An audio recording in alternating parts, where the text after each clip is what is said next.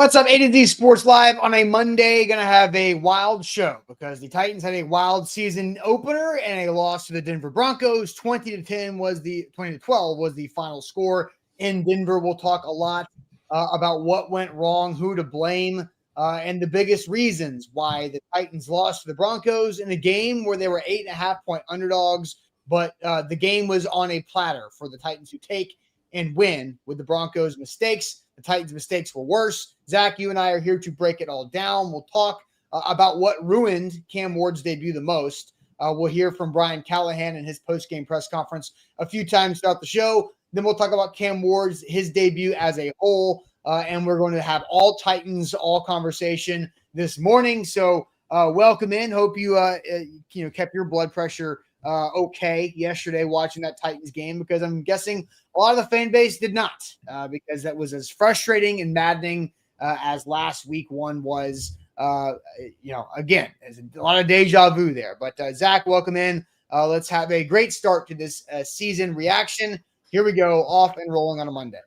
Yep, here we are. Monday morning. This is, probably disappointing to Titans fans, and we'll talk about it, and we'll I'm curious to see what the chat has to say, because I'm sure that they have plenty of words to dive into. We're going to have a great show today on this Monday morning. We've got a lot to get to, a lot to unpack, and a lot to discuss. We are broadcasting live on 3 different platforms: Facebook, YouTube, and Twitch. Got you locked in right there. We will tweet out link by link, segment by segment on our Twitter/X handle at A to Z Sports. Make sure you follow there. That is throughout the game, post game. It's where you can get all of the access of what we do. Also, we've got across all platforms: YouTube, we've got Facebook, we've got TikTok. I mean, we've got you covered. So A to Z Sports, you can search us at A to Z Sports Nashville or A to Z Sports. You can also, for our NFL coverage company-wide, follow us at A to Z Sports NFL on X/Twitter as well. If you're watching on YouTube, it's the easiest way to jump in here on this show and subscribe. When we go live, you get notifications. If you ring the bell, what does ring the bell mean? Well, there's a bell icon on YouTube. Make sure you get notified when we go live. We do this Monday through Friday at 8 a.m. every morning, and also pregame, halftime, and postgame show for Titans fans. Long season. 0-1 start for the Titans. Let's get this party started. Yep, let's do it officially. Welcome to A to Z Sports here live on a Monday. I'm Austin Stanley. He is Zach Bingham. We're Nashville's on-demand sports network, going live weekday mornings at 8 Central Time on Facebook, YouTube, and Twitch. Links to the show segment by segment on our Twitter X timeline. Hit us up on Instagram, TikTok, and Threads, because that's where we have more great Titans content as well. Leave us a 5-star Google review. They make it that makes our company a lot better. Got to thank our sponsors, because they do make the show happen and they help you out as well. Wilson County Hyundai, make them a part of your new car buying process in Lebanon. WilsonCountyHyundai.com. The Bone and Joint Institute, the region's destination for comprehensive orthopedic and sports medicine care. Barton Drury Insurance Group, customized solutions for all of your insurance needs. They are local to the mid-state area. Botero Carts, also local. Life is short. Buy a golf cart. 2 locations in Columbia and in Gallatin. And Window Nation, buy 2 windows and you get 2 free and make no payments for 2 years at windownation.com. So Zach, 20-12 was the final. The Titans covered, but they had a lot of opportunity to win that game. 4 turnovers by the Denver Broncos, only 6 points off of those turnovers by the Titans offense. The Titans had a turnover, Tony Pollard fumble after one of the interceptions of Bo Nix, but Cam Ward could barely get anything done. The offensive line had him get sacked 6 times for loss of 50 yards, and the Titans had just about as many penalty yards as they did total offensive yards. So JT and I were on a post-game show for over an hour last night after this game. So I've said a lot of things, so I will let you react and your initial reaction here publicly about the Titans' 0-1 start to the 2025 campaign. Well, look, I feel the same way that outside, I bet you people aren't rooting for the Broncos besides Bronco fans. I think they were intrigued about Cam Ward's debut. It was an afternoon game. The Lions Green Bay game was out of hand, right? So I think all eyes were on the Titans. They may not watch it from start to finish and saw the halftime fiasco and all of the drops and the offensive line play. But we know why the Titans lost yesterday, and it is pretty simple. They did something that they never did last year, and that was take the football away. Give their offense better opportunity. Love or hate Will Levis, he was put in a lot of tough spots with a lot of yards to go to get to the end zone. The Tennessee Titans yesterday set their offense up for success, and they failed them. I don't want to get too deep into this because it's week one. It is what it is. But I do want to rehash a little bit of what was said on Friday of what you said about Brian Callahan and the job that he is completely and utterly safe. No doubt about it. Games like yesterday are the reason why you should not say that. Well, Zach, again, let me just say this because I think there's a difference from what I said Friday and from what I think about Brian Callahan as a head coach. What I said on Friday was an organizational path, right? He's not getting fired. That's what you said. Yes, that the Titans believe Brian Callahan's bosses, which include Mike Borgonzi, Chad Brinker, Burke Nihill to an extent, kind of, and Amy Adams Strunk. All those four people are the four people above Brian Callahan. They believe the worst thing that could happen to Cam Ward is for a new head coach going into year two. So what does that not mean? That does not involve my opinion about Brian Callahan as a head coach. Well, you said he's not going to get fired this year. Right. Not because of my opinion about him as a coach, because of what I've heard about the organization. And what I'm saying is games like yesterday are reasons why Zach, you should not say that. And Zach, I am telling, and so Major Key says, yes, Zach, hold Austin accountable. This is off to a flaming start because there's the reason why I do a post-game show, Zach. And when you come up here, you probably don't listen to the post-game show because you're doing other things on your Sunday. I did listen to some of the post-game show. Some of it, but not all of it, because it was over an hour. And over an hour, halftime show where I was whipping Callahan's ass for how bad he was. You should. Okay? That's fine. He deserves that. So let me just make sure to keep that clear. That's why you cannot say things like that. When the Titans organization is saying continuity, and when not firing him last January is saying you got to commit to him for at least 2 years for this rookie quarterback, that's a different thing from me evaluating him as a head coach because he was awful. I understand that. That's not taking away. My whole point Friday was we shouldn't say things like that because what organizations say is a lot different than what they do. And that's what history shows us. And I think yesterday, Brian Callahan put his team in a position to lose, not win. And that's how your ass gets fired, especially with bad teams. Opportunity. Penalties. I mean, the list drops. The list goes on and on and on.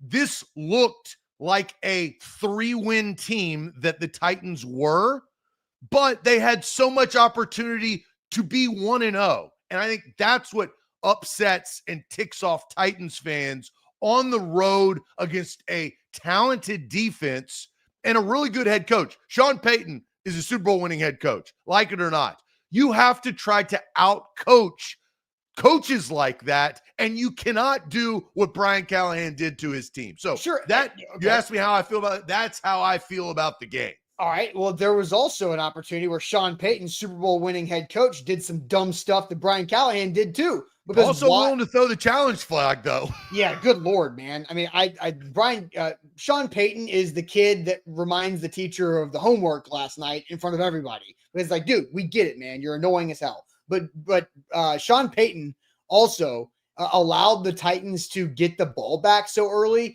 Remember when they were throwing the ball for no freaking reason and taking no time off the clock late in that game to get the Titans right back?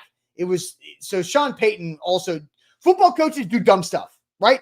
And it happens every week. One did more than the other. Right. But a Super Bowl winning head coach who's had decades of experience did dumb stuff yesterday, and his team got away with it because the other team did more dumb stuff. So let's go ahead and hear from Brian Callahan before this continues to get further off the rails. Here was how he opened his post-game press conference in Denver last night. Look, end of the day, didn't make enough plays to put ourselves in position to win at the end. I thought our team played with great effort. We had opportunities to keep this game with the ball, with a chance to go win it. Even at the end, it was still an 8-point game. Didn't make enough plays. Going 2 of 14 on third down is going to make it hard. 13 penalties for 130 yards or whatever is also not going to win many games doing that. So that was disappointing. We couldn't get much rhythm on offense. Our third downs felt like we were on 3rd and 10 plus almost the whole game. So hard to get a rhythm going offensively. And then when we did have opportunities, we had some drops and some things that happened that didn't allow us to sort of keep going. Couldn't get any rhythm offensively at all. Defensively, I thought we played pretty good for most of the game, but some of the same thing. Some of those third down penalties were critical. I thought we held them in check pretty good in the first half, and then they got away from us because offensively we weren't holding the ball well enough, sustaining any drives, and put those guys in some spots that was challenging. So despite all that, got the ball back with an 8-point game in the fourth quarter on the road against a really good football team. So disappointed we couldn't find a way to win. You spent the entire offseason talking about mitigating the sins. When you have a day like today, is that discouraging? You come out and put up 30 yards? Yeah, I'm just disappointed. I'm disappointed in that. I didn't obviously foresee that being the reason that would make the game really challenging. So, disappointed. I thought we would be better than we were, and we weren't. So we got some things to clean up, and we got to get ready to go for the next one. So there's Brian Callahan, Easton Freeze asking that question about the sins, which was the entire offseason focus. It's self-inflicted negatives. That's what sins stands for the Titans. So any initial reaction to that, or we want to go ahead and jump into our first question of the day? Well, there's a lot of coach speak there. I wish Brian Callahan would have had more accountability. Okay, so let me pause you there. So this is the initial, again, this is Monday morning, initial post-game press conference. There's always more accountability and more detail and context on the press conference on Monday, which is at 12:30 today, than there is initially directly after the game, right? I understand that. But in games like yesterday, there were so many mistakes that the head coach influenced that I think that's what I'm saying is there needed to be more accountability yesterday because of how the game played out. Yes, of course, you're going to say, we need to watch the tape. I've got to go back and diagnose it. Of course, right? But we all know, you get the stat sheet. You see the penalties. You see 131 yards worth of penalties, and you see the total offense. You see the third downs. You see the lack of challenges. You see the penalty calls and the offensive line struggles. You see the drops. You see the miscues. I just went through 5 things of why they lost, and I just didn't feel like that was taken because that's how the game went. Everybody and their mother can react to that after the game, even if you're the head coach. And that was also hard. the first it's 90 difficult. seconds of a 12-minute press conference, it's right? difficult. So there was more to. No, I listened to the press conference. Yeah. I'm stating what my opinion is on the first press conference. Okay, so let's go ahead and ask the audience a question to get everybody involved here because a lot of people in here on this Monday morning. What's the biggest reason why the Titans lost to the Broncos? What's the biggest reason why the Titans lost to the Denver Broncos last night in Denver to get to an 0-1 start again this season? So, Zach, I'll send you the chat. But first, tell everybody about our great partners at Barton Drury Insurance Group. Yeah, Barton Drury Insurance Group. I've been using Barton Drury Insurance Group for a number of years. Customized solutions for all your insurance needs, and they'll take care of you. That is guaranteed when it comes to Barton Drury Insurance. Not only personal, I have it for my auto and my home, also for businesses. We have it for our company. It affords our employees to have health insurance, and they help. You need a contact. You have these big, massive insurance companies that don't really care about you. You can't get a hold of them on the phone when something goes wrong. Your employees can't have that contact with them that is so valuable. That's not how it goes at Barton Drury Insurance Group. They will answer the phone. You have that contact person. And I think today more than ever, especially with AI chat bots that are just frustrating as all get out, that's not how Barton Drury Insurance Group works. They are trusted in Middle Tennessee and have been. Make sure you look for your insurance solution at Barton Drury Insurance Group. Also powered by BTA Sports. Download the BTA Sports app to make yourself a better sports bettor and a better fantasy football player this pro football season, and you can get the app with a 14-day free trial and a full season pass for just $99 on a 14-day free trial. So use our code ATOZ Sports for that. Excuse me, that's code ATOZ for that 14-day free trial and the $99 season pass to become a better sports bettor and fantasy player overall. Zach, a lot of comments I can imagine have come in about the question, what's the biggest reason why the Titans lost to the Broncos 20-12? I'll send you to the chat, then you and I will take our shots at the question too. Well, let's start with 11 penalties for 131 yards. That include defensive penalties, pass interference calls. It include holding on, the offensive line. It include a ton of different things for that. Hard to win with 131 yards worth of penalties. Caleb coming in hot right there. Callahan. Brian Callahan not being conservative at the right times and over aggressive at the wrong times, especially on the road against an AFC opponent in game one. Callahan coming in from Big Ten Jeff should have never been hired, like I said. So that's Jeff is kind of going back to.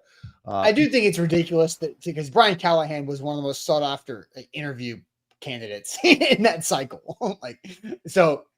Yeah, that's big. It's massive hindsight there, Jeff, because it's not like he wasn't getting interviews for a while. Apple Pie says coaching, same as last year, offensive line play. Ben, you bring that up, and that was why I asked one of my 3 questions on Friday after my hibernation period over the summer was, how do you grade the offensive line to start the season? We got a lot of B's. I was in the C category. They played like D, I would say, yesterday at times. Or S. Let's see. Brandon says 6 points on 4 turnovers. That's glaring. The offense is the reason from Zach P. Offense from Rooney. Third down penalties. That also hurt. Bad play calling. Callie's play calling and drops. Offensive play calling from TK. Lack of touchdowns from Mason. Hard to find touchdowns yesterday. Alex says drops, penalties from Deborah, penalties from Scott, offensive line from A. Jensen, run from Marshall. Callie was the issue from Corey, drop balls from Jake, coaching from 2-3-2-4 Mamba. Callahan's lack of coaching ability. Bozo the Clown Callahan was a liability from Darren. Coaching from Peter. Callahan's inability to adjust to his play calling. Penalties and drops, plain and simple. Offensive line from Kyle. I mean, you have a theme here, and they're all very similar because that is the list of why they lost. Now, what is the most important reason on why they lost? What is the biggest factor on why they lost? Austin, what is yours? Mine is the theme of the offseason is limiting the sins, the self-inflicted negatives that the Titans were trying to coach out of their players throughout all of the spring and the summer. They did the whole campy thing where they split up their roster into teams where they got points for good things. They get points taken away for bad things. And the sins, what are sins? Sins are pre-snap penalties, missed assignments, drops, sacks allowed, and there's one more thing too, maybe post-snap penalties as well, or post-play penalties. So holding, defensive pass interference is the other one too. So there's 6. Those are the sins that were identified by Brian Callahan and his coaching staff for their players this summer. And they failed at every aspect of that. There were holds, there were pre-snap penalties, there were post-play penalties, there were drops, and there were missed assignments. And so, and that includes the head coach. The head coach was a sinner as well. I put Jeffrey Simmons and Calvin Ridley on the graphic for a reason, because I do think those two were probably the biggest sinners. And maybe that's a new segment that we'll do. Who's the biggest sinner of the Titans game when every time they lose? Because they've done this to themselves. When you create an acronym like SINS and then you keep doing them, we're going to use it against you. And so Jeffrey Simmons, 2 penalties on himself for a total of 20 yards. Both were on third downs. Both gave the Broncos another set of downs and new life, and both cost the Titans points, or an opportunity at more points too. So Jeffrey Simmons is a captain 5-time captain. Calvin Ridley is also a captain this year, and Calvin Ridley had a couple drops, was not very good overall. So, but look, there's a lot more sinners than just those two guys. James Williams ruins a really solid punt return from Jim DK with an unsportsmanlike after the play. Amani Hooker not wrapping up when you throw your shoulder into a defender on 3rd down at the sticks to allow the guy to get a first down. The sins are the biggest reason why, and the 13 penalties for 131 yards when you only had 134 yards of total offense net, that is egregious. And so I think the sins are the biggest reason, even more than the coaches are also, I already said this, Brian Callahan's a part of that. But still, I think the sins are the biggest reason why the Titans lost that game. Well, the biggest sinner was the head coach. And let me just say this right. Let me just say this. Because I do think if we take a step back, I think we're very heated because like last year's week 1, the Titans go on the road with a new starting quarterback and some hope, so to speak, and they're underdogs on the road against a team that's got a lot of expectations. Well, they're underdogs every time they go on the road. Hold on. But okay, I understand. But like they were tied with the Cowboys to being the biggest underdog in week 1, right? That's my point. 8.5 points. We were not we expected, right? Didn't everybody probably expected the Titans to lose this game? I predicted 27-17 Broncos. I think the reason why people are so furious today is because of the missed opportunities, because the Titans played well enough in areas to win the game and kept shooting themselves in the foot, as the Broncos were also turning the gun on themselves on their own foot too.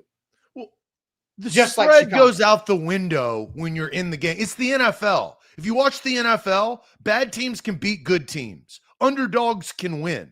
You saw last night the best game of the year so far. The Bills were down and out until Derrick Henry fumbled the football, and that came crashing down, and all of a sudden that you blink twice and the Bills kick a game-winning field goal. Anything can happen. So the spread, I heard that a lot on Twitter. The spread doesn't matter when you're in the game and you get 4 takeaways. I agree. And help your offense. I agree. So that's why I say the spread does not matter. The biggest sinner is the head coach. You in the NFL and in football in general, the biggest sinner cannot be the head coach or the quarterback. You will lose 95% of the time. There's a 5% of a Music City miracle that doesn't matter, that other positions can help you win. But if your head coach and or your quarterback is your biggest sinner, you will lose. And yesterday, Brian Callahan, his inexperience as head coach came out. Because as a head coach, you have to do a lot of things. You're responsible, right? You are the man in charge. You have to set the tone. You have to be the leader, the torchbearer that the team follows. You have to hold people accountable. You have to hold your team accountable. And he did not do that throughout the course. And as I said, it showcased his inexperience as a in-game head coach, whether it's calling plays and managing the game, whether it is organizing and making sure things are set up correctly for your team to win. And this is where I want to start, because this is egregious. That would be a word that I would use for this situation. 47 seconds left. It's 6-3 right before half. You're on your own 7-yard line. Okay? You pass the ball 3 times. Yep. You almost get a safety. You can go into the house. It takes an average, let's say 5 to 7 seconds to run a play. You're going to be running the ball 3 times. It's a 40-second play clock. Your ass is in the locker room. That's it. It's 6-3. Yeah. It's not 9 to 10. It's not 15-16. It's not 3-3. It is 6-3, and you have the lead. And he chose not to do that. And it does not take a genius or a head coach that gets paid millions of dollars to know if you are an 8.5-point underdog against the spread that you need the lead. You don't need to do dumb shit that hurts the team. I'll take one out of Vrabel. right? Who had his own problems yesterday against Geno and the boys, who I said the Raiders are going to be better than one thinks. Everybody was high on the Patriots. Anyway, let's hear what Brian Callahan says about end of half. Yeah, I was trying to be aggressive and see if I can get the ball moved out from underneath there, and we've kind of gotten a little bit of rhythm, so trying to take advantage of some momentum potentially, and it didn't really work out in our favor in that point. Worst case scenario, they have been turned around, scored a touchdown, the way that they did. Absolutely, it is. Yeah, it's a wild swing in the end of the first half that I was, tough to overcome those when you put yourself in that spot. And again, trying to be aggressive, see if we can get the ball moving back forward the other way a little bit, and didn't really work out for us. All right, Austin, you know how I said earlier in the show, and this is where my explanation comes in. Mm-hmm. I want Brian Callahan to take more accountability in that press conference. I understand the nuance of reaction and context and tape. I've heard it. I've seen a million press conferences in my life. I know how they work. All I wanted him to say is, we should have ran the ball 3 times and gotten out of half. I wanted him to just admit that. That's not a bad thing to admit. That's not a bad thing. You run the ball 3 times and you get to half. That's what you do. You don't drop back. You don't be aggressive. You're the worst team in the NFL and you have the lead on the road in week 1. You know how conservative he was when running the ball on 3rd down just to get points? What happened? Yeah. You go from that to this. And Jim DK, who we talked about on Friday, look, I was pretty proud of myself of the summer of hiatus coming in and asking some pretty pertinent questions that came to fruition on week 1 of the season. Yeah. Those were the guys that impact. Femi got some pressures. It was great, right? Yeah. But you cannot put your young quarterback in that situation backed up when you have the lead. Yeah. Just say it and move on. That's something you can admit. So I agree with you, and that's what I was blowing my lid at halftime on our halftime show. If you want to go watch me just feel like I'm losing control of my entire emotions, you can go back and watch the halftime show when there was the shortest weather delay ever, thank goodness, during halftime. But so there is something that I've learned this morning and something that I saw on Twitter this morning that makes me I'm not changing my opinion. The end of half play calling sequence was so stupid and unnecessary from Brian Callahan. And could you imagine if Jim DK did not get them in range for Joey Sly 3 and they're down 10-6 and not have the ability to go up 12-10 to start the 3rd quarter after the Bo Nix interception too. But there is something that I learned this morning and something else that I saw. So 2 things that I've got to add on to this conversation to take it to like the next level of these things. So we'll do that here in a second. But first, let me tell you guys about our new partners at Window Nation. WindowNation.com is the website. They have an incredible offer. This is the best offer, most popular offer of their entire year. Because in this month of September, we're already 8 days into it now. So you're going to jump on this. September's only got 30 days. It's not 31-day month. It's a 30-day month. But don't miss out on this. You can save big by buying 2 windows and get 2 windows free. And you also don't make any payment for 2 years. It means you don't have to deal with monthly payments, a down payment, or interest until 2027. Don't miss out. You get schedule a fast and free estimate now with the pros at Window Nation. Their phone number is 866-90Nation. WindowNation.com is the website. Whether you have old, drafty windows or cheap builder-grade windows, now is the best time to replace them with the fall and winter approaching. It's been so hot. I guarantee anybody in the Nashville area has had their electric bill skyrocket in July and August. Hopefully, it feels better, right? We're about to get back in the 90s here in the next week or so. But as fall and winter approaches, you don't want maybe your heat or your gas bill to go the same way as your electric did in the summer. So make sure you go check out Window Nation's best deal of the year. Save big. Buy 2 windows. You get 2 free. No payments for 2 years. You don't have to pay anything until the Titan Stadium opens. That's pretty crazy. 866-90Nation or online at windownation.com. A to Z Sports, we are powered by BTA Sports, and BTA Sports allows you to bet better. You need to bet smarter. And how you do that? We live in a data-driven world. That's just what we do. Whether you're on Google, whether you're on Meta, whether you're on Amazon, it's all based on data. In this tech world, you need an expert data-driven material to help you bet. BTA Sports. Download the app today. We trust them. I've got the app. Austin has the app. They are smarter. And when you bet smarter, you get more opportunity. Vegas is tough. It's tough to beat. You need the data to get there. A to Z Sports is partnered with BTA. Use the code ATOZ when you download the BTA Sports app to get a full season pass for $99. Plus, you get a 14-day trial. So you sign up. That's a special that we're offering, $99. But you get a 14-day trial. You get 2 weeks. It will help you on props. It will help you on straight betting. It is available through September. Use the link in the show description on our YouTube page. That's BTA Sports. All right, so the end of half sequence for Brian Callahan. I agree with Zach. I agreed with the philosophy and the idea that it was a dumb, unnecessary decision to throw the ball 3 times instead of just run the ball 3 times. You go to half with a 6-3 lead. But I did learn something new this morning. It does not change my opinion, but I do think it adds a little bit extra into where Brian Callahan's mind is at.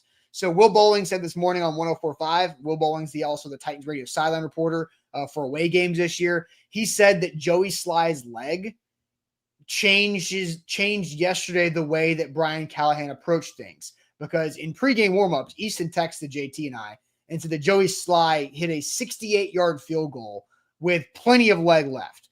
Will added that the Denver Broncos fans were cheering on Joey Sly in pregame because of how impressive his pregame performance was. And he was good in the game too. So if you're sitting there with 47 seconds left, the Titans had timeouts as well. How can you be aggressive to maybe go put yourself in a spot to kick a 60-plus yard field goal? Now, that is what look, I'm not saying I agree with it, Zach. This is what I learned from what Will Bowling said, who was on the sidelines yesterday. So that is the mindset, which I disagree with. Now, the other thing that I saw on Twitter, somebody posted a play of the second down play, which was the dirted screen from Cam Ward to the right side. And do you want to react to that first part? Yeah, I would. Saying you have 133 yards the entire game, and you're thinking that you're going to go from the 7 to the 50? I just with the lead that well, at that point they didn't. It's ridiculous. You're the worst offense in the league. You didn't score a single touchdown yesterday. You didn't really move the ball. You had drops beyond belief. Your offensive line was a swinging door, and you think you're going to go from your own 7 to the 50 in 47 seconds? That's called delusion, brother. It's unnecessary. So what? This is the first time I heard that. That's great. That's dandy. That's dumb. In my opinion. Okay. I also think it's dumb. But it doesn't change. Dumb coaching decisions at the end of the first half. Dumb, right? I agree. So again, I'm just sharing information. I also think it's stupid. I think that's comical. How many times do I That's delusional. Okay, that if you think you can go from your own 7 use to the word 50? Brian Callahan instead of you, because looks like you're talking to me about that, because I'm on your side with this. That's fine. Brian. Okay, there you go. General. Okay, yes. Brian Callahan. Now let's go to one of the plays that went wrong. It was a screen play that was called to the right side that Cam Ward had to throw it in the grass because all 3 pass catchers started blocking. Now, I saw this tweet because Brett Coleman, who's a NFL film guy, tweeted out the play. He just said, Cam Ward had to dirt this because all 3 guys blocked. Ha, ha, ha. Was making fun of the Titans here. But let's just look at this screenshot. There are 2 defenders outside the number. There are 3 Titans offensive players outside the number. There is nobody behind that second corner.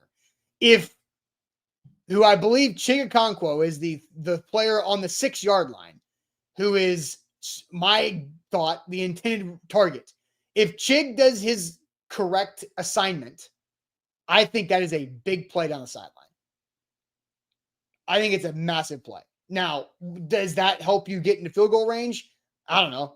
But I think it helps you get to the 20-yard line at minimum, because you've got one guy lined up to block the guy right past the zero, and you have the middle offensive player, I can't tell exactly who that is out there for the corner. And you've got space and green grass, and the safety in between the hashes is very far away, and the other safety is down the box, is out of position. That play has big play opportunity. So as dumb as the philosophy was, sometimes coaches get screwed up by players doing dumb things. But at the same time, you can't put your players in position to do dumb things as the head coach, right? So there's Joey Sly, or that is not an excuse to be up by 3 versus down by 1. But there was a super chat from Amnesia that I want to get to, because I agree with Amnesia. And I think that play, that screenshot goes into Amnesia's super chat. He says, y'all acting like we ain't having a different conversation if the wide receivers could catch the ball. This game was dropped just like the ball was by the wide receivers. If Chig, who I am assuming, I don't know for a fact, but if Chig or whoever it was supposed to be the pass catcher on that screen does the right thing, catches the football, runs at the sideline for a 15, 20 yards, we're not thinking the same thing about Brian Callahan. Do you want me to say it now? Hold Ifs on. and buts, beers and I nuts. know, but like you can't. This is the prototypical armchair Monday guy. It's not wrong though. It's not wrong though, because that's what this game was. It was missed. That's why I say it was a bad team that played bad football. I'm in the middle of a sentence. The reason why I say the biggest reason why the Titans lost is because of these sins, these self-inflicted negatives, is because drops, missed assignments, and the coach calling and having bad philosophy, I think, are all in play right here. Drop passes in the fourth quarter, bad. Missed assignment from whoever was supposed to catch that screen, ruined it. And then the coach shouldn't have put his players in that situation. So that's why I think it's more than just the coach. I think there was a lot of bad football played and non-execution by the players out there. Right. But the coach is the leader. I'm not disagreeing. I'm not disagreeing. But like that's you have the other two are bad players, and let's call them what they are, because you are paid a lot of money to catch the football, to not do penalties, to play with technique and within yourself and not get out of bounds in that sense. So dropped passes and the missed assignments, you're also probably going to have that more likely in week 1, right? So you're probably going to get some of that 1 to 2 plays. I think for both sides, I think you could say that for every team in the NFL in week 1. Probably going to have a missed assignment at least once, but the head coach can't do that. That's why I put him singular at number 1, because he hurt their chances. And that's not what a head coach is paid to do. All right. So, Rodney's asked, how are they out there? And they don't know what they're doing. Look, and this is what happens when you have a lot of young players. Did Cam Ward miscommunicate? I don't know. He was backed up in his own end zone in Denver. Maybe he didn't say something loud enough. Maybe one of those 3 guys obviously did not understand what their role was on that specific play. Now, was the decision to call that play bad? Yes. Was that a bad play call? Like, no. It was bad execution and a bad decision to even call that play. But the point is it doesn't even get there. You're in the locker room sipping Gatorade. I agree with you. Brian Callahan's at fault here. But how many times did Mike Vrabel talk about, no, bad execution, players got to execute? And you're like, yeah, players got to execute. We all said, yeah, the bad football players not executing. But Vrabel was out there saying that with his chest, because that's what Vrabel does. He was defending. Vrabel's in the locker room in that situation. And you and I both know that. Sure. But we watched enough Mike Vrabel games. His ass is in the locker room. But he's run the ball 3 times. Mike Vrabel. He's clapping his hands. How many times did Mike Vrabel stand behind a microphone and blame lack of player execution? A lot. The entire year of 2020 on Zoom. He was, the defensive scheme is not the problem. He also took, I thought Mike Vrabel took a lot of accountability at times too. So for sure. And Brian Callahan has as well. Like, yeah, he but has. that's a singular circumstance that I feel did not, the accountability was not there to my liking. That's my opinion. So I want to go to the next coaching fiasco because there's not just one. Sean Payton's over here throwing fireworks with red flags all game. And Callahan, I don't know who's up in the box or what the signal was, but let's talk about Alec Iomaner's elbow. And let's talk about the rules, or maybe lack thereof, knowledge of the rules. This was Brian Callahan's statement on why that was not challenged. A big play down the sidelines. Let's hear from the coach. Is there a challenge on the Iomaner play where they moved out of bounds on the sidelines, and it looked like his elbow hit inbounds first? Yeah, you got to get a foot inbounds too, which we didn't have a clean look at whether his foot was down as well. An elbow doesn't equal 2 feet, so his foot would have had to come down as well. We didn't have a clean look, so the call from upstairs was that it wasn't more challenging. Doesn't help his case. No. Doesn't help what we're saying. And I've stated this, I like Brian Callahan as the person. I've met him a number of times. I think he's smart. I think he's savvy. I think he's a good offensive mind. But Austin, what these do, this is really early in the season. It's the earliest in the season. What this starts to do is have fans and sometimes front office members question if Brian Callahan can do this job. He's calling the plays. He's interacting with the quarterback. He's looking at the plays on the Microsoft Surface during the game. But he's also needs to manage the game as the head coach. Yeah. And things are getting lost along the way, because we'll state this for the show. What Brian Callahan said is incorrect. It's factually wrong based on NFL rule. One elbow does equal 2 feet if Alec Iomaner's elbow is in bounds. If it is the first thing that lands in bounds, he is in bounds if he has control of the football. A lot can be questioned, but the one thing that cannot be questioned is the opportunity for the review to happen. And Brian Callahan, the head coach of the Tennessee Titans, did not afford his team that opportunity. And that ultimately hurt his team. So, he was inaccurate in his statement. He was wrong, because one elbow, one knee equals 2 feet. A hip equals 2 feet. Anything besides your feet and your hands equal 2 feet. So there's that. Now, Darren says his elbow did look to be on the line, though. So we're not talking about that, because I do not think they would have won the challenge. I do not think we'll never know. But we'll never know. But I don't think they would have won it.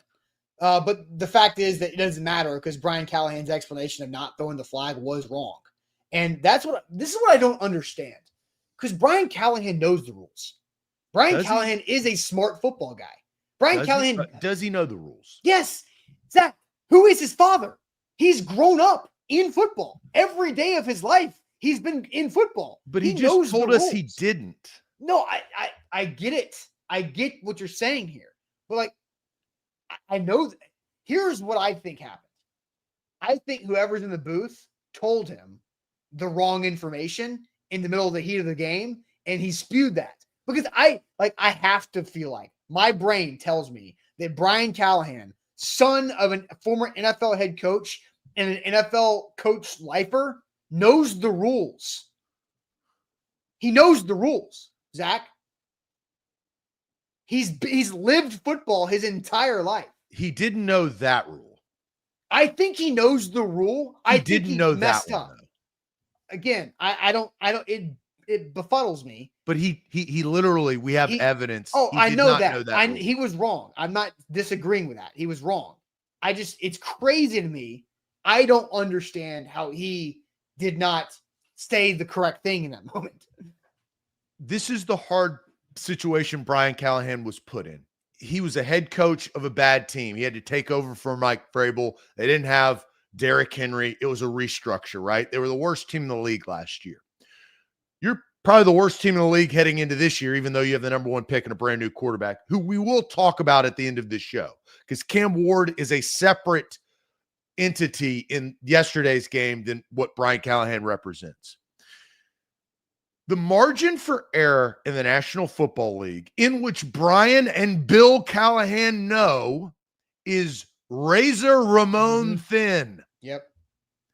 You can't not know a rule. Agreed. You can't not afford your ability to challenge. You can't go into halftime with the lead, without the lead.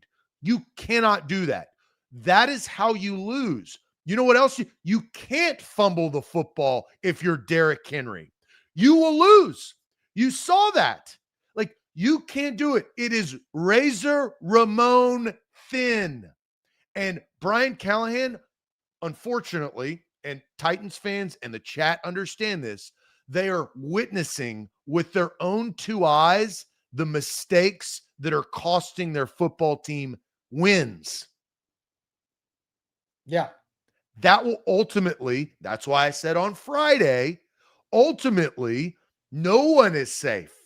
No one's safe because you can't make those decisions. He made a plethora of mistakes on Sunday, and the Titans lost because of them. He's not the GOAT. He's not Mike Tomlin. He doesn't get the pass of, oh, you've got all of these wins. Or Sean Payton. He doesn't get Sean Payton. Sean Payton can go for it on 4th and 8, and Bo Nix can throw it to the Pluto, and they still win the game. I think Brian Callahan cannot. Bo Nix has problems. That guy was bad yesterday too. And kudos to the Titans. I mean, we've talked a lot of negative because they've lost the game. And Jeffrey Simmons can't make Cody Barton, I know. I talked to Cody Barton. I know Cody Barton was sitting there saying, and it takes a man to tell this to Jeff Simmons, because do you see the way Jeff Simmons hit Bo Nix on that sack? There was no way any human could hold on to the ball. Jeff Simmons is kind of like Derrick Henry. He is a Megatron. He is not a human. He is just pure beef. Cody Barton sitting here bitching him out, which he should have. That could have cost opportunity. We all know how the game ended. But these razor thin, you can't do that, especially the captain. Calvin Ridley, the captain, can't drop those balls. That's how you lose. We saw that last Thursday in the opener. CeeDee Lamb is the captain. He's the leader. He's one of the best players on the team. You can't drop those. And CeeDee Lamb gets paid a lot more than Calvin Ridley. Calvin Ridley gets paid a lot more than Brian Callahan. Yeah. Charles says, speaking of Cody Barton, is that love affair coming into its senses now? I mean, I think Cody Barton played well. What did Cody Barton do wrong yesterday, Charles? I mean, was he perfect? No, because nobody is. But Cody Barton was also the guy who made the stop on the play before Jeff shoved Cody Barton in the back to make the penalty happen. Yeah. Cody Barton made the stop, Charles. You could have said, like, that was one of the biggest plays of the game. Cody Barton gave the Titans a chance to win the game, Charles. Jeff Simmons ruined it. All right, I want to get to a couple things before we get to Cam Ward. What do you think about snap count on Snead, on L'Jarius Sneed? I think it makes sense why they had it. I think nobody in the history of sports is ever going to manage a snap count, a pitch count, a load management minute situation in basketball. It's never be handled correctly because it's a good player, usually when it's happening. It's an important player. So you're going to want to play them early when it's 0-0 or as close as you're guaranteed to be. But then you don't know what's going to happen late. So you're going to exhaust your limit earlier than you want every time, right? How many times did Zion Williams' fat ass sit on the sideline with the Pelicans as the Pelicans are in like a really tight game in the fourth quarter because he hit his minutes? Because he helped them get to that close point, but they exhausted the limit. L'Jarius Sneed was good in his plays. Yes, I thought so too. I thought the Titans' run defense was great. Besides the R.J. Harvey 50-yard run, right? Ifs and buts, spears and nuts, you can't take that away. Damn but right. I thought they held tight. They held tough. That that was always going to be the Titans' identity heading into this year, right? Because their pass rushers were young. I mean, Arden Key isn't, but that was going to be a question. But their run defense, I thought, helped them continuously be in the game. And then forcing Bo Nix to make bad throws as a sophomore quarterback, they did that.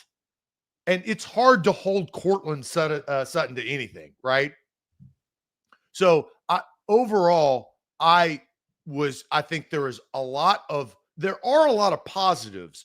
The negatives override the positives because the negatives were from the most responsible people on your team, right? I mean, again, Cam Ward's a separate entity in this conversation, but Calvin Ridley, Jeffrey Simmons, and Brian Callahan helped you lose that game.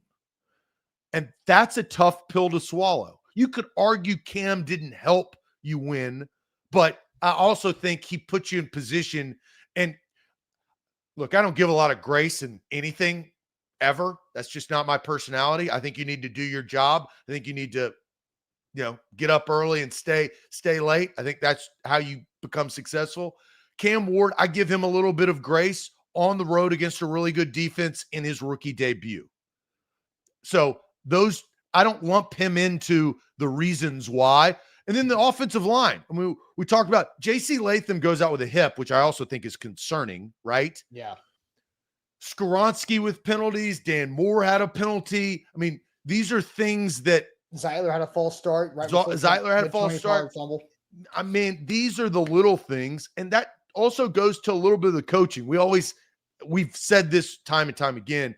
Penalties are also on the coach too, because that's technique, that's reminder, that's expectation. Jarvis Brownlee Jr. flagged 4 times.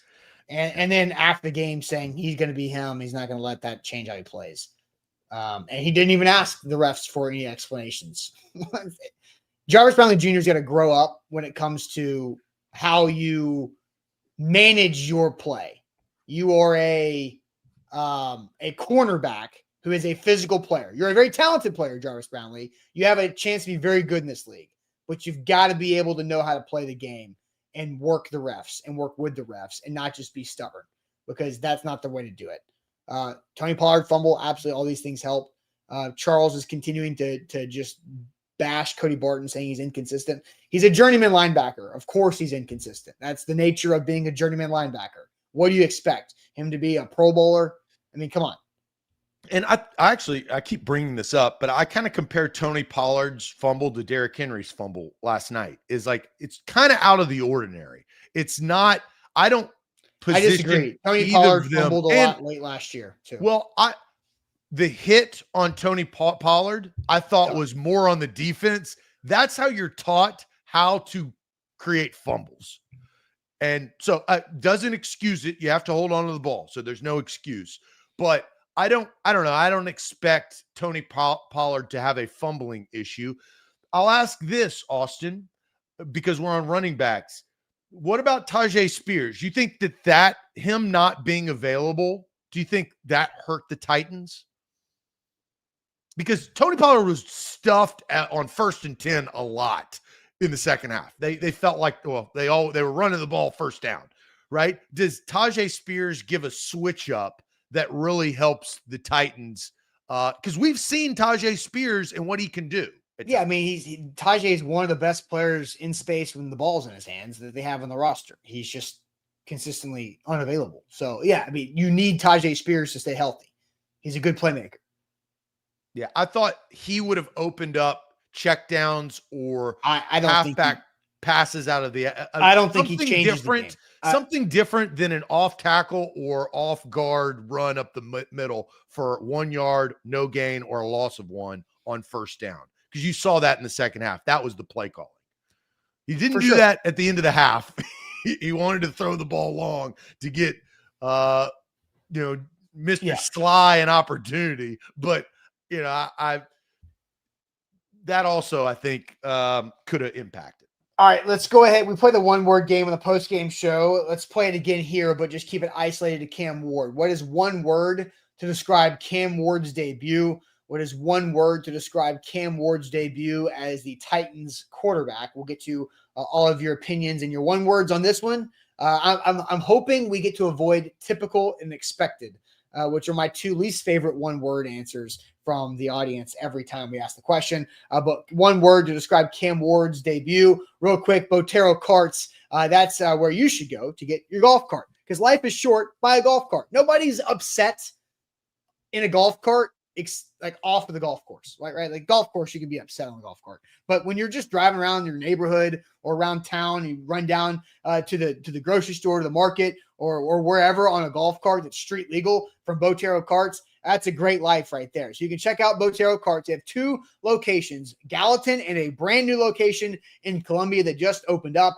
to help you out there. Locally owned and operated. There's no dealer fee and no credit card fee. It helps keep your price down. And there's also a no credit needed option if you want that. There's 0% financing for 36 months. Carts start at $6,700. They're open 7 days a week. They've also got full service sales and a rental dealership right there. So carts are also stored indoors. So all this crazy Nashville unexpected weather that we don't know what's going to happen, they don't affect your future golf cart because they're inside. So check them out, Botero Carts in Gallatin and brand new in Columbia, BoteroCarts.com. A to Z Sports, powered by BTA Sports, and you can be a better with BTA Sports. Use the promo code ATOZ when you download the BTA Sports app. You get a full season pass for $99, plus you get a 14-day free trial, so you can try it out. We're after week 1, we're after week 2 of the college football season. There's a lot of football to be played. When it comes to the NFL, download BTA Sports. It's available through September. You can use the link in the show description on YouTube. But smart bets, no guesswork. It gives you, talk about context, it gives you context of what the line is and maybe what the line should be based on data-driven analytics by BTA Sports. Make sure you download the app today. All right, one word to describe Cam Ward's rookie debut. Zach, there's like 150 comments, so I'll let you pick your favorite ones. Well, the first comment, which is unfortunate, Big Hank, it's one word. It's not 2 words. So, let down is 2 words. It doesn't count. It's disqualified. And I like you, Big Hank, but that's not how the rules work. So it's 1 word, not 2 words, 5 words, 10 words. Friday, we did a sentence. We don't usually do that. It's 1 word. So we digress. I do see a lot of the same word. We'll see at least the same feeling. Zachary says frustrating, inspiring from Bustin' Diamond, horrible from Amar, nicey from Eric, poised from Brandon, helpless from Josh, promising from Jameson. So kind of polar opposites. It's like, did everybody watch the same game? Because based on these words, maybe not. Encouraging, incomplete from Darius, flabbergasted. Okay, Big Hank comes back and totally redeems himself. Yeah. Flabbergasted is a great word, and it is only 1 word. So Big Hank, shout out to Big Hank. Handcuffed from Tall Texan, relaxing from Bearded Kunu, coaching from Curtis, promising from Steven, competent from Mark, potential from Ian, hopeful from Brian, rookie from Bobby, mid. I've seen a lot of mids, mixed from Bork, hopeful, potential. Well, you know why they're using the word mid? Why is that? It's Cam Ward described the offense in the first week of training camp as mid. So it's a good callback on Cam using the Gen Z's quarterback's own terminology to describe him is great. Yeah, a couple more. Jerry's encouraged. Michael promising. I think we get a lot of meh from Drayden. Calm from Chris. I like that word because I felt like that is his demeanor in general. But when bullets are flying in your first NFL game on the road, I thought he did hold his nerves, at least of what we saw. But promising is the most used word from the chat. Austin, what is 1 word to describe Cam Ward's NFL debut? These were a lot more positive than I was expecting. I have not changed my opinion on Cam Ward's ability or future or potential one bit based off this game. So Marcus Mariota went and threw 4 touchdown passes in his first game. Yeah, as did Will Levis, right? And we saw what happened there. So my one word is chaotic, because that's what I felt like it is. And people saying calm, like cool. Like I know that's Cam Ward's MO, is how chill he is, and he displayed that on his first ever real third down, 3rd and 11 on your first series, in your first game, and you're sitting there against the Broncos defense coming after you. And he scrambles, moves up in the pocket, and just knows exactly where to go. He no-look throws over to Tony Pollard, who races it off for Tony Pollard became the Titans' leading receiver on the day, that play. one catch. He for shouldn't 29 have, yards. but he did. The one catch for 29 yards, that did it. So I like Cam a lot. Real quick on that play, because I was going to bring that play up. You know what I also loved about Cam Ward early in this game? After that play, and I'd like to ask him this. He ran up. I don't know if this was premeditated of, hey, we want to go with tempo, but I felt like he got his group to snap the ball fast because he didn't know if it was a backwards pass, if he was over the line of scrimmage. He wanted to make sure, and that is also if that was the case, I liked that. I think they were going to go tempo after the first down, regardless, because if you go back and watch again all of his preseason series, whenever they went up tempo is when he had his most success, and that's But he was also close to the line of scrimmage. Yeah, I mean, if I was him, I would say that because it looked but like if that. it's not the reality, I think that was a predetermined going up tempo because they continued that throughout the early part of the game when they had some success.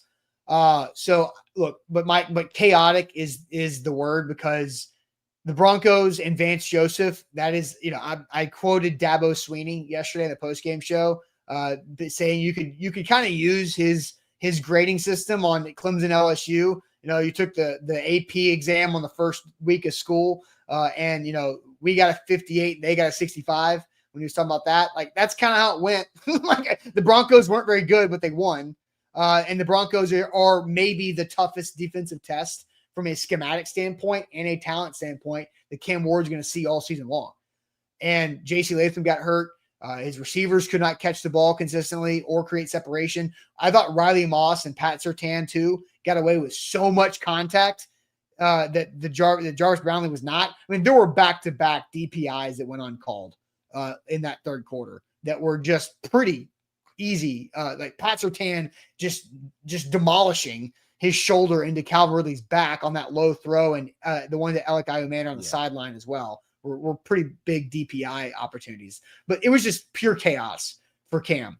Bad coaching, bad offensive line play in front of him, minus Lloyd Cushenberry. He didn't make great plays all the time. I still think he needs to find more touch over the middle. I think he threw a hospital ball to Calvin Ridley. I think he's routinely throwing passes that at that point in the game, like you're calling the ambulance anyway. You're trying to win the game. So I know, but like that, I don't. But that's a consistent thing with him, is he's throwing passes that are accurate because they go to the place, but they are really tough or uncatchable. So look, I like Cam Ward a ton. I think he is the guy. I think he will pull this off and be the Titans' future for however many years. So it was just a very chaotic debut. It was a really tough scheduling draw to have the Broncos week 1, which we knew. And I thought at the end it became more difficult because they didn't have the lead. They were pinning their ears back, and you obviously saw sacks, and he took some sacks that were tough. Yeah. So another number, after JC Latham went out with a hip injury and Oludo came in at right tackle, Cam Ward was 2 for 8 for 13 yards, sacked 3 times, and had an intentional grounding. Yeah, that's called running for your life or throwing for your life. I mean, I thought my one word was okay. I thought he was okay. I didn't think he was great. I didn't think he was horrible. You saw some really good throws. You know Cam Ward's arm talent. When he was backed up, he had a dime. It was off his back leg. You talk about footwork, whatever. But you can see it there. You can see the poise, the demeanor, and that in a debut on the road I think has a lot of value to me. But he was okay because of all the things that we talked about. Offensive line didn't help him out, but some of the sacks but wasn't making terrible decisions, right? Bo Nix was bad. You talk about like what he represented. If Cam Ward would have played like Bo Nix, we got a whole different slew of words in the chat and between you and I. So I'll go with okay. And you know what? Okay is okay. It is what it is. So can he build on week 2, 3, 4, 5, and 6? And can you win some of these games because you can eliminate the drops, the penalties, the coaching and improve? Then maybe if you're playing, I don't know, the Arizona Cardinals, you win the game because you can eliminate all of that stuff. I think if you're playing the Bills or the Ravens, you're going to get beat anyway. What about the Rams? I'm kidding. We got that coming up. The Rams Texans. I didn't watch any of that game yesterday as I was locked in. CJ Stroud was under duress, and the Texans didn't play great. Well, the Texans' offensive line on paper is worse than the Titans. Yeah, and on paper, you saw that Texans struggled on third down versus the Rams. So the Titans. Jordan says this kid's changing protections when he has seconds to throw. Wide receivers drop the damn thing. This isn't about Ward. It's about Calatrash and his crappy decision making. Yeah, I mean, yes. Cam Ward, I think Cam Ward pre-snap is very good. I think sometimes he gets a little bit late in that clock. And I don't know if I think here's the thing about Cam that I simultaneously like and think that he needs to work on. Actually, I'll tell you guys that here in a second. But Zach, first tell everybody about the Bone and Joint Institute. Yeah, Bone and Joint Institute is where you need to go. Don't fumble on your recovery. They're based here in Middle Tennessee. They've got satellite locations across Middle Tennessee, in Franklin, in Nolensville. I mean, they've got you covered. That's the best part about the Bone and Joint Institute. Don't fumble on that recovery, because if you have something that has bothered you in the past, go get it checked out. You can visit boneandjointtn.org. They are comprehensive. That is one word. Talk about one word that the Bone and Joint Institute does, because comprehensive from top to bottom. They've got a state-of-the-art rehab facility on the campus to help your recovery. They're just unbelievable. They've been a great partner of A to Z Sports and will continue to be. You can schedule your appointment by going to boneandjointtn.org. BTA Sports, that's what our show is powered by this football season. You can download the app on the link in our YouTube and Facebook description. Get a $99 free pass with a 14-day free trial on the front of it when you use the code ATOZ. To become a better sports bettor and fantasy football player this season, download the BTA Sports app with that code ATOZ, 14-day free trial, $99 season pass right there. All right, so Jordan's comment made me kind of think about this particular point that I had. It says this kid's Cam Ward out there changing protection when he has seconds to throw. The wide receivers drop the damn thing. It's not about Ward, it's about Callahan. We get that. So the thing that I simultaneously like about Cam Ward that he also has to work on is he is so calm and collected and chill and under control that when the play clock is getting down 5, 4, 3, Cam's cool. He's just doing his thing. But I don't think the other 10 guys are. Well, that aligns. I think he's got so while it's not Cam's problem, I think his teammates would be better off if Cam had a little bit more urgency early on, not speed up, not rush, but just quicker and more efficient. So, and I know you're trying to make the defense show some stuff. So you're naturally going to be late in the play clock more often than not because you want to have the best play called. But I think he is so calm, but not everybody's that way. I think he is an outlier with how chill he is. Everybody's talking about his heart rate's at like nothing when he's out there in like the middle of the fourth quarter. But I think it's just like, I love it because it's going to allow him to avoid the disastrous freak out mistake and not panic. But I think his teammates need a little bit more time from him. Well, if that doesn't change, we'll see how calm he is later in the year because they have to figure that out. And that does take time, and it takes different situations on the road and at home. So, but you wish you would have scored and thrown 3 touchdowns and all of that. That's not how the game was probably going to go. The Broncos defense is good, and you saw that. Broncos And defense is great. it's a tough task to start. It's just disappointing where a team that should have probably not been in it was in it and played to the best of their abilities, but just a handful of mistakes by people that are paid not to make those mistakes lost them the game. Want to get to the super chats. Yeah. We'll just say on Monday. So I will not be on the show a week from today, but because I'm traveling, but every Monday we'll have these reaction shows. Make sure you lock in for pregame, halftime, and postgame. We've got those reaction shows during the games like we've always had. And then on this Monday show, we decided we're not going to do an end of show topic. We'd rather just talk more football and talk about the game on these Mondays with the chat and so forth. So we're off to a good start overall of just football is back. Yeah. You just hope the Titans can give some wins early in the season and they can learn from this. They really have to learn from this disastrous, mental. These are mental errors.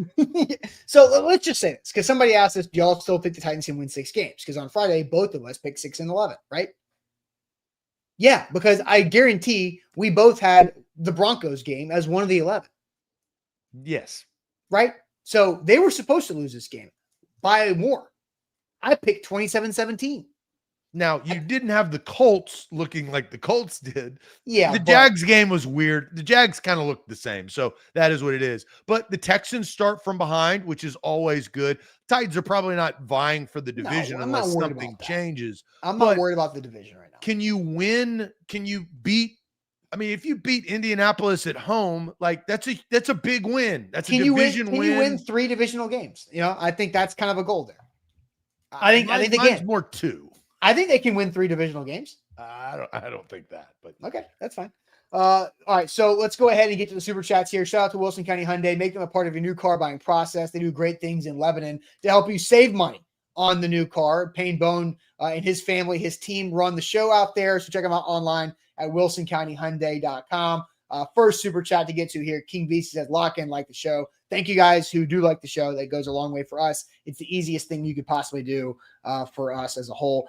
Ann says, not knowing the rules is a fireable offense in reference to Brian Callahan's overall not knowing the elbow equals 2 feet rule. I mean, fireable offense is tough week 1, to start the season, but Ann is not wrong because this is an offensive-minded head coach, right?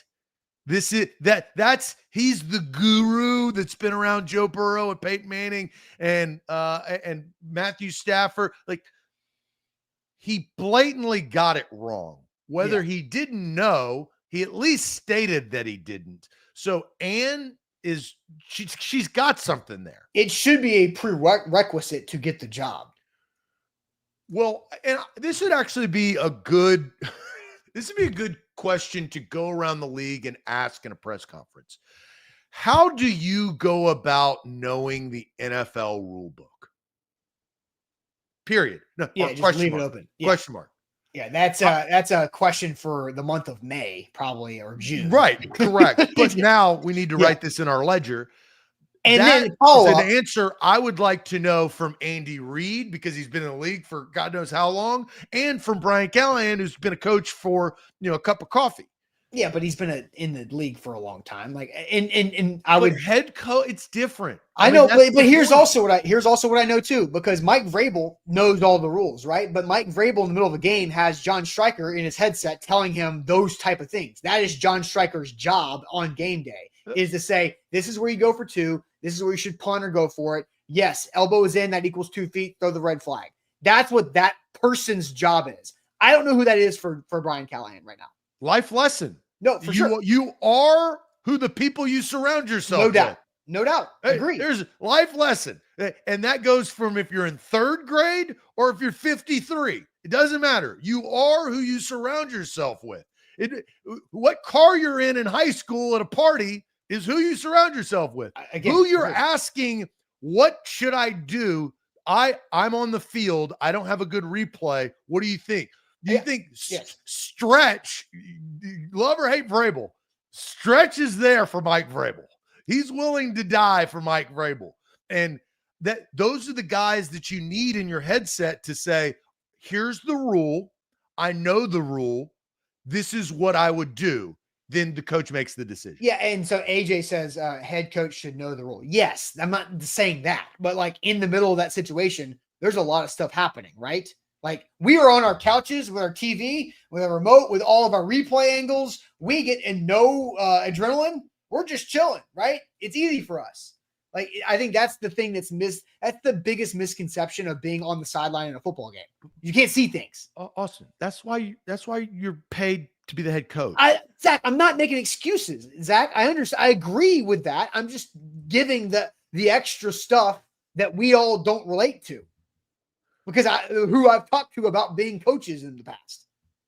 I'm not saying I'm making excuses. He should know the rule, but you've also had Mike Vrabel has John Stryker in place for a reason because he should, because John Stryker saved Vrabel's ass probably more often than he wants to admit. Well, not to rehash because I want to get you more super chats. I would be also very curious on how Chad Brinker and Mike Borgonzi feel that Brian Callahan coached week 1. I would that's a question I would really like to get answered because I think that would be telling. Because you know what would really piss those two off in the box or wherever they were watching the game in the stadium? Because if Chad Brinker and Mike Borgonzi, who do have replay watching in, because they're in the box, if they did know 1 elbow equals 2 feet. Yeah. Ben, I'm not making excuses. I'm just saying extra context of what being a coach is that we all don't understand. There's and process, right? There are so many processes that the head coach and the leader of the football team has to put in place to make his job easier. Somebody earlier said, Chris, I think it was, said that Callahan, Callie is struggling being a head coach and play caller. I agree. I think that's a problem right now. But I also agree. Become too big of a problem because then change will happen. Right. And I think there's layers to it, right? I think the first thing is he gives up play calling. But as he said at the end of the season last year, you want to call plays, right? That's what you want to do. But at some point, that's hurting yourself and the team. Hold on. And Zach, and he said, if it gets to a point to where me calling plays is affecting my ability to be a head coach, then I will give up play calling. So again, those are just the facts. Those are what has been stated publicly from Brian Callahan. So, all right, more super chats. TLG, Callahan may understand the game of football, but I think he's one of those people that loses some of his mental under pressure, has the anti-clutch gene. Maybe. I don't know. Those decisions will get bigger and bigger and bigger this season because he started out the year and the fans are now watching like hawks. Yep. And the front office and the ownership group and people around the ownership group, they see what is said. They know the temperature of the fan base. They're not oblivious. So if this continues to happen, the fans, they'll start sharpening their pitchforks because it will happen. Juan's got a couple back-to-back. When a casual fan knows what to do in situations and knows the rules, the coach does not. That coach needs to be questioned heavily. That happens in every – and I said this in the post-game show and halftime yesterday, and I tweeted it. I've said it as many different places as I can. Football coaches, highly paid football coaches, constantly do dumb stuff that make no sense. So if you are going to stress out over that, you're going to continue to stress out over that for the rest of your football viewing life. But year one in one game, Coach Brian Callahan doesn't get any benefit. I know, Zach. What did Billy Napier do with Florida? Just egregious. What did Deion Sanders do the week before? Egregious timeout management. Egregious. Sean Payton messed it up yesterday, but the Titans weren't good enough to get him on it. And he's been doing it for decades. Two very different situations. Deion ain't going anywhere, and Billy Napier's dead man walking. For sure, because Billy Napier's got years and years of bad on his resume that DJ Lataway saved last November. And so he should be gone soon if he's Florida. Look at that schedule for a different topic. But again, we've named coaches. Billy Napier is a fired man walking. Brian Callahan, who's coached now 18 games in his life. Deion Sanders, who's not going anywhere. And Sean Payton, who's won a Super Bowl and coached for 2 decades. So all those guys have done dumb stuff in game management in the last 8 days. I want to ask you a question, yes or no, and then we can move on to Super Chats. Do you think after yesterday that Brian Callahan's head coaching seat got any degree hotter, or did it stay the same? I said yesterday that this is putting Brian Callahan's bosses, who have been open about continuity and him sticking around all offseason for 8 months, it makes them be in a terrible spot. So what's your answer? I think it is. So you're asking, is he on the hot seat? I said, is Brian Callahan's seat any degree hotter today, or is it the same? I mean, it's slightly, because it was not hot yesterday at this time. So yes or no? Yeah. That's Yes. what I'm looking for. Yes, but it was not Okay. hot. Like, yeah. So- So because I'm just making So sure it started as not hot. It It is hot, in your opinion. I thought it was already warm, but It was not. well, Factually, it was not, Zach. Like, your opinion and the facts are different here. Different. Because we your get into your we- opinion is projection. we It's get- also projected, not like time. we know different information, Austin. So Okay. there is that. But you say yes, it is, whether it's 1 degree or 100 degrees, it is a degree hotter Yeah. because of yesterday. All right. Yeah. Super chats. Simmons needs to shut up and play smart. Absolutely. There's no doubt about that. Jeffrey Simmons has to stop doing that stuff. It's crazy to me. And you eliminate that, Jeffrey Simmons has played a dynamic game. Man, what would have happened if the Titans get the ball back a lot earlier if Jeff Simmons did not do that and Cody Barton stood? I don't know. Probably nothing, but that's, but still, it'd been better, more entertaining. Under says more art looks like the next bad tackle move. Again, this is Dan Moore, and this is what, if you've been watching us, all off season, Zach, if you've been watching A to Z since Dan Moore signed, then you would know that Dan Moore is bad against the best. You said he was going to be fine, though.